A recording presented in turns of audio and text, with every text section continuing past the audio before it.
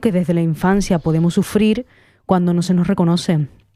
20.000 especies de abejas ha llegado para hablarnos de la diversidad como riqueza y no como algo negativo. Vamos a escuchar el tráiler. ¿Por qué me has sentado? Pues porque los chicos también me han sentado, si Mamá, cállate. ¿Qué, Cari? Entonces Coco no es una chica. No se llama Coco. ¿Por qué le llamas Coco? Se llama Aitor. ¡Mamá, que te calles! Lo sabía. Mamá, cállate. Si es chico, ¿por qué entra al vestuario de las chicas? Pues porque quiere y yo soy su madre y le dejo. ¿Te puedes ir, por favor? Oye, ¿qué te pasa conmigo? Nada. ¿Por qué me gritas? ¿Qué pasa, amor? Ven aquí. Ven aquí. Oye, pichín. ¿Te vas a parar? Oye, cariño, no me hables así, ¿eh? Pero te lo estoy diciendo. ¿Y sigues? ¿Pero qué te molesta? ¿Que te abrace? ¿Te molesta? ¿Qué pasa? No, es que no entiendo nada. Es que me estás cogiendo y te estoy diciendo que pares. ¿Y sigues? ¿Y sigues?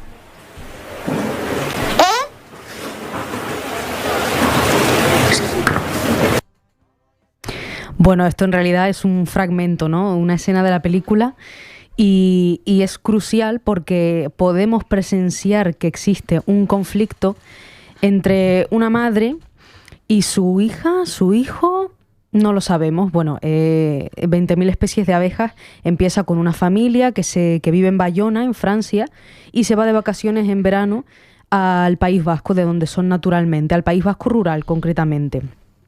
Esta película, dirigida por Estíbaliz Urresola Solaguren, nominada a 15 Goyas y resultando ganadora de 3 de estos premios, aborda cómo estar a la altura de lo que suponen las infancias trans.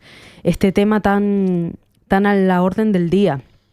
Ser una persona trans, ser una persona transgénero, significa ser una persona que nace con un sexo biológico, en mi caso, por ejemplo, nacer con unos genitales femeninos que no se corresponden con su identidad de género. El sexo biológico y la identidad de género no son lo mismo, porque el género es un constructo social, es algo que se construye desde la más tierna infancia y el sexo biológico es pues con lo que nacemos entre las piernas, por decirlo de una manera un poco vulgar. Y la película nos presenta a esta personita adorable y preciosa que durante la noche de San Juan, en la festividad, en una hoguera, se presenta como Coco a un grupo de niñas y niños. Y no tardaremos mucho en descubrir pues, que su nombre de nacimiento es Aitor. Aunque ella no se reconozca en este nombre ni en la mirada que el resto tiene sobre ella.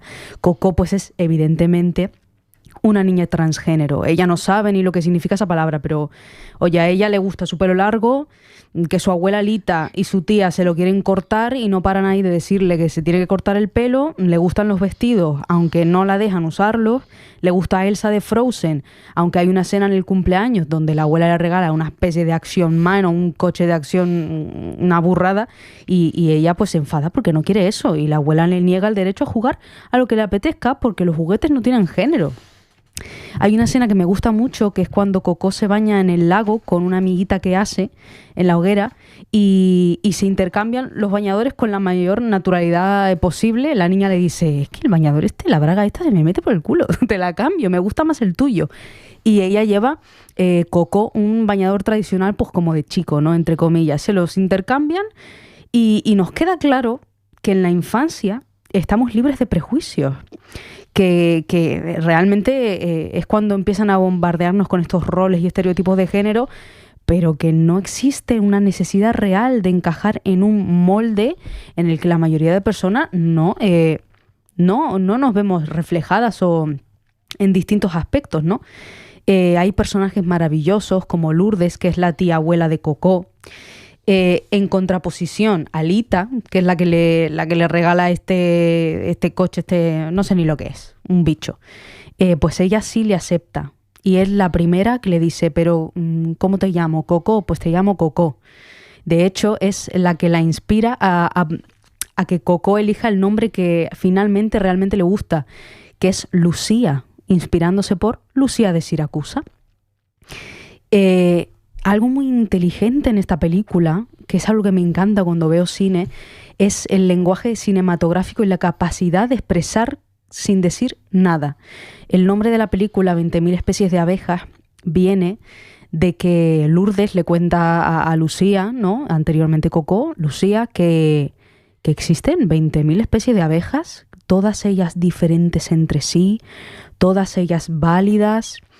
Y esto es una metáfora para hablar de la diversidad de género, de que la identidad de género es fluida, de que el género es un espectro muy amplio. Existen muchas identidades de género y todas ellas están bien y son correctas y válidas. Y no tenemos por qué encajar de nuevo en este molde ni cumplir las expectativas de nadie. Entonces, llegando a la conclusión de que la autosuficiencia es el más importante de los reconocimientos, que va por encima de lo que el resto piensa de nosotras, tampoco tenemos que olvidarnos de que en la infancia la familia, como decía anteriormente, es un agente de socialización muy potente y Lucía no tarda en darse cuenta, conforme ve que no la aceptan y que no la reconocen, de que no está viviendo para ella, sino que está viviendo para el resto, ¿no? El resto parece que ha dibujado como este boceto de ella, que tiene que ser él, que le tienen que gustar X cosas. Hay una escena muy, muy triste, que es cuando hay una especie de fiesta o no sé, y ella, su madre ya ha tenido esa conversación con ella, de oye, pero ¿qué te pasa? Este conflicto que oíamos en el audio. Ella le dice, es que no me gusta que me llames Aitor, es que yo no soy Aitor. Y existe esta escena donde van a una fiesta, la madre le compra un vestido y ella se lo quiere poner, ella se ve divina y se lo tiene que quitar porque se da cuenta de que incomoda a la gente, y ahí es cuando se da cuenta de que ella está viviendo para el resto y no para sí misma. ¿Qué pasa? Que ese vestido no es solo un vestido, es su identidad, lo que ella entiende que es ser una chica y que la hace ser una chica y lo que le gusta, simple y llanamente. Entonces la película está llena de estas metáforas, ¿no? Otra de las metáforas es la escultura. La madre es escultora y bueno, moldear el cuerpo, la identidad, cómo nos autopercibimos, cómo nos percibe el resto. Para mí, en la película la escultura simboliza el género como constructo social, demostrando que realmente es manejable y es subjetivo, que se puede trabajar en él, que se puede cuestionar su forma, pues como una escultura, ¿no? Y su intención, más allá del material, ¿no?, que te viene dado, ¿no?, con el que fabricas la escultura, que en este caso sería pues el sexo biológico. Más allá hay mucho más. Y Lucía desea pues esculpirse a sí misma y alejarse de este dibujo que han hecho de ella. Y esta es una reflexión que, sin querer hacer mucho spoiler, culmina en una parte de la peli cuando ella se pierde, ¿no?, en un bosque y la tienen que buscar. ¿Y cómo la llaman? ¿Cómo la van buscando? Aitor, Coco, Lucía. Pues ella deja claro que a ella la van a encontrar si la llaman Lucía. Si no la llaman Lucía, no la van a encontrar. 8 añitos parece que tiene en la película, quiere decir. Exacto. Que las ideas muy claras. Por cierto, Coco Lucía fue interpretado por Sofía Otero, esta joven que recibió en el Festival de Berlín el Oso de Plata, la mejor interpretación protagonista, que luego no pudo recibir un galardón aquí en nuestro país porque está, bueno, digamos, entre las condiciones de los premios Goya, no pueden obtener premio ni galardones ni ser nominados los menores de 18 años, por eso. Bueno, se lo hubiese llevado fijo. Ella lo hizo muy bien, además una interpretación que te estremece cuando la ves y es muy tierna. Y algo que es muy importante de esta película es su anclaje con la realidad, que por eso también hay un peso muy grande. La película nace de la muerte de Ekay, un joven trans de 16 años, natural de Ondarroa, que se suicidó en 2018, dejando una carta en la que deseaba ser el último que cayera por este motivo. Y es que los suicidios en las personas trans son una cosa del día a día, por desgracia. La parte del colectivo LGTBIQ+, que más sufre de esto. Y bueno, ¿fue la gente capaz de ver a Ekay? Es la pregunta que yo lanzo, ¿no? ¿Fueron capaces de verle, de reconocerle cómo él se autopercibía? Es que es muy importante la validación del resto. No lo podemos negar. Claro.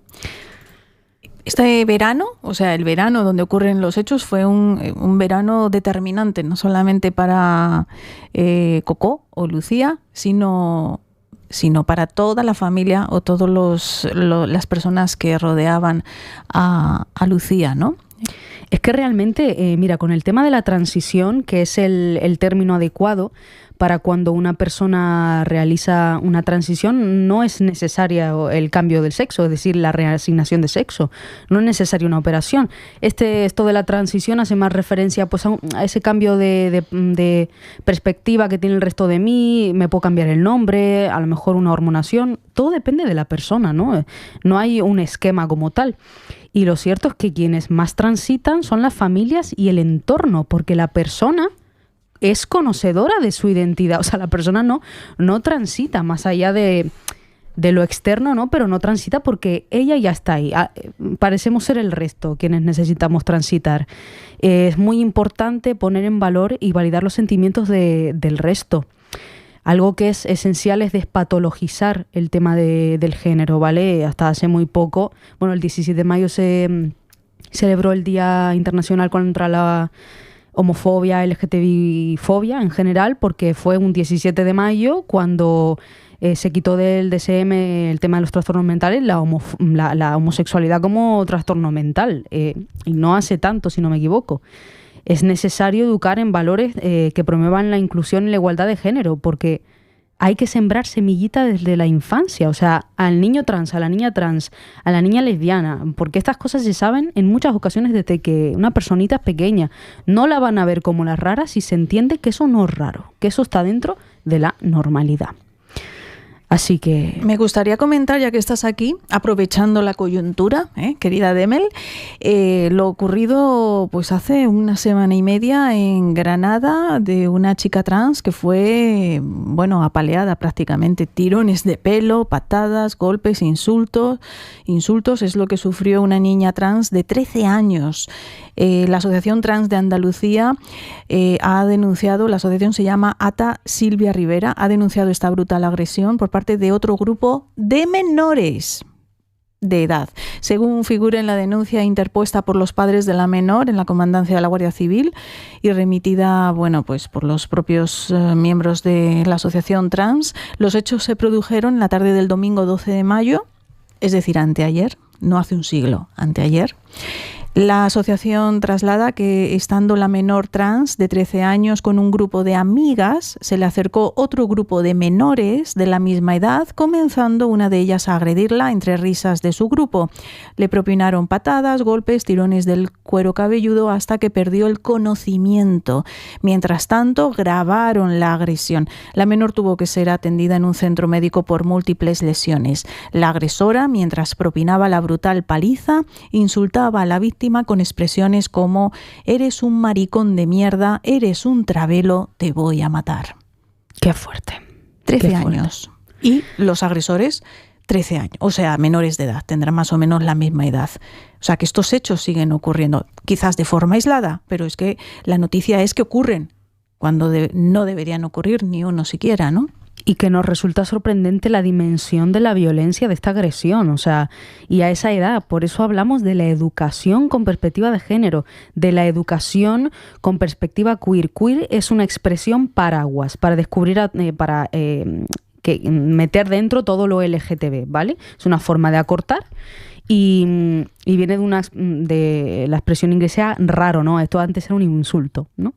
Entonces, perspectiva queer, perspectiva de género, todo esto, o sea, hay que enseñar a la chavalada que además, o sea, vivimos en una sociedad donde la violencia está normalizada. Y hay quien dice que esta generación es más violenta que la anterior o anteriores. Sí, eso he oído. Que también va en relación con con el pronto acceso, ¿no?, a la tecnología y a muchas otras cosas. Pero qué fuerte. Mira, algo que me parece brutalmente horrible, es que hay muchísimos creadores de contenido, y hablo en masculino porque la mayoría son hombres, de unos 20 y pico, 30 y pico de años en YouTube, o sea, mandando un mensaje de odio hacia el colectivo feminista, hacia el colectivo de personas migrantes, hacia el colectivo LGTBI. Esta responsabilidad que no tienen estas personas, o sea, hay que leer un poco, hay que documentarse, hay que hablar con la gente, hay que dejar de odiar. Esto es la más vieja y rancia homofobia y LGTBI-fobia de toda la vida. que no nos engañen, y es propaganda de odio. Eso es un delito de odio, lo que llamamos un delito transfobo. Y eso que España es un país abierto y que tiene unas políticas de igualdad muy ya aceptadas, pero en la calle quizás se perciba otra cosa, ¿no? Claro, pero es que en la calle hay, tú misma lo has dicho, la igualdad real y efectiva en la ley, vale, ahí está, la tenemos, pero en la calle, ¿qué es lo que hace falta? Educación, inclusión en los colegios, también educación afectivo-sexual, para que sepamos lo que es correcto y lo que no es correcto, educación emocional. O sea, no tenemos esa dimensión emocional que muchas veces no recibimos en nuestras casas porque, sorpresa, las familias no siempre son un lugar seguro. No todas las familias son como esa parte que acepta a Lucía en la película. También vemos en la película esa parte que no la acepta y que la hace sentir fatal. Y de hecho se habla de la disforia y de la dismorfia. No son lo mismo, ¿no?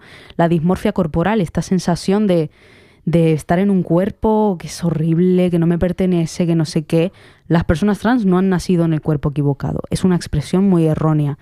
Y hay escenas donde la niña dice, estos dedos que tengo que son horribles, que son feísimos. Los dedos, ¿no? O sea, esto es muy duro. Esto es muy duro. Para concluir, Demel, ¿con qué conclusión nos quedamos? Quiero quedarme con la conclusión de que espero que llegue un día en el que, a través de deconstruir nuestros prejuicios, escucharnos mutuamente, educarnos, dejemos de odiar tanto, porque no lleva a ningún lado. Ojalá ese día se alargue en el tiempo y se convierta en un hábito, en una sociedad, en una comunidad, con el poder de lo colectivo que la forjemos, donde no quepa la transfobia, en la que podamos afirmar que esto es cosa del pasado. Hasta entonces y para siempre, seguimos en la lucha. Muy bien, pues seguiremos en la lucha. Demel, te quiero agradecer en nombre de todo el equipo de Radio Sur ADG tu colaboración, tu buena actitud, que ha sido sobresaliente, que te has adaptado a lo que te hemos pedido, a los tiempos, a la temática, te hemos metido aquí en la sección de la televisión sin comerlo ni beberlo, en fin, que tú has dicho sí a todo, además has sido súper puntual, correcta en el trato, sin ninguna pega, así que eso desde luego lo valoramos. Te deseamos lo mejor el resto de tu vida, sabes que las puertas de Radio Sur ADG están abiertas para ti y gracias sobre todo por tu tiempo y por habernos enseñado que existen personas tan estupendas como tú. Ay, muchas gracias, me ruborizo.